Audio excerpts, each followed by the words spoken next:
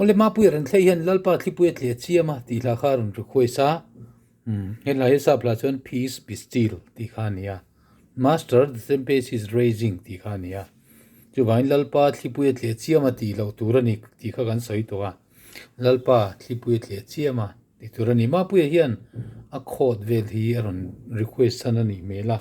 hela hi ki dik tak chu si ania sang khop maya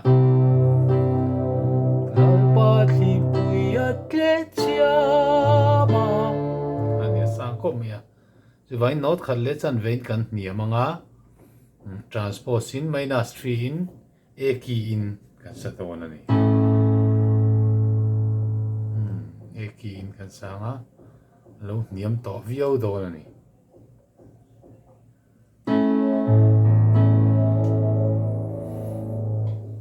kan sak ma in ma pu yarun request tu ma pu yaran thei tan khan hi han in lokila e khot sul fa not ka kan an en thla hei hetiang i do mi so te lo chuan si khania ka ti khan hei heta chuan do mi so ka si khania ti khan fa la do te lo le chuan hei fa ania hei la khania do re mi fa so la fa la do hi do kha lo ni le fa la do ni chuan f hei po fa la do tho ka tiang khan fa la do so ti re lo chuan g do mi so ta te chuan c7 ho ka tiang khan fa g do so ti re fa g7 re fi la d ka tiang khan ni ka khot le not khot kal na tu hriat na kha om vek ta ni hemi kha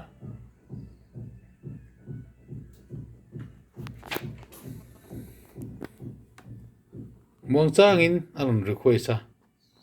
vain man mo lo mai la ti chuan lalpa thli puiat le chiama di minor kan kal ta ni re fa la khalo ta re chu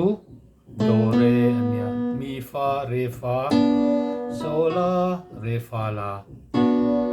di minor kha re fa la khalo ni ta ni lalpa thli puiat le chiama tui phone ti khan ti so re so khalo ta so ti re kan ti ka tui phone ei so khania ei hi re o re mi fa so ei ti o ti chuan so ti re so ti re lo chuan ji a kan kal ta tui alpa ti puya te chiama tui fo te po a ti khan fa lo oma chu vain fa lo oma in ani fa hi kan metel ta ni do ne mi fa tui fo te po a ida ma po ni po metel te tui fo te po a sang he ka ting zel kan muang chang in chang kan nei sa chinang lalpa thli puiat le chiama tui phone te po a sang he kwana sa takina dur ku ba lia kuna a ong love kan long tu na apil doni na mai moral lila poi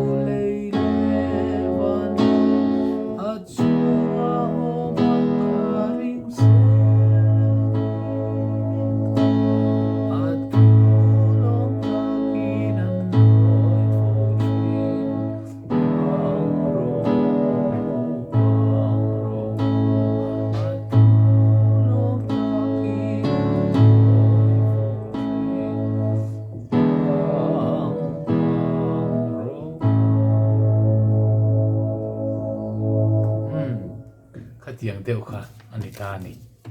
mong chang in kan play chin ani chang ni na kha han sare chini la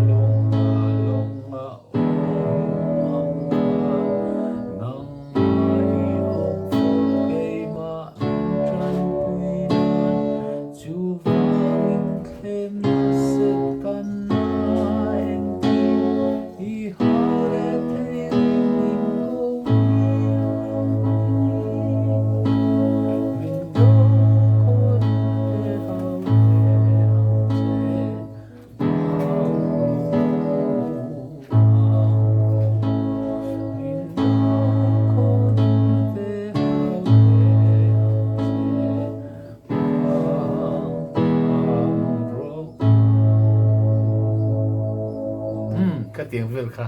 an ye an request tu ka ma pu ren thlei ni ya alo hra thiam mai o mei du tok phot mai a